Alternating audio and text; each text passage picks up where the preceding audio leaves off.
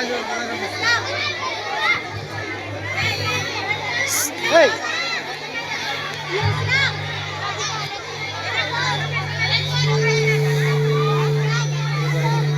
करो। अस्सलाम वालेकुम वरहमतुल्लाहि वबरकातुह। Today we are going to present funny मुशायरा। मैं बड़ी आपा, मैं छोटी आपा। आज मैं इस मुशायरे की हजामत करने आई हूँ। हजामत नहीं, निजामत। अरे हाँ, वही जैसे कि आप देख सकते हो, हिंदुस्तान के कोने-कोने से मुशायर जमा हुए। हाँ, कहाँ से लाई क्या मालूम, सब एक से बढ़कर एक नमूने। तो सबसे पहले मैं मुबारकबाद पेश करूंगी कि सदर साहिबा यहाँ आई कि उन्होंने इतना जिंदा दिली से हमारा इस्तेकबाल किया। हाँ, और अच्छा इस्तेकबाल करे, आधा घंटा होगा, चाय को तो नहीं पूछे। सबसे पहले मैं दावत कलाम पेश करने के लिए शेख चिल्ली साहिबा को तुम क्यों यहाँ आए अपना कलाम पेश करें।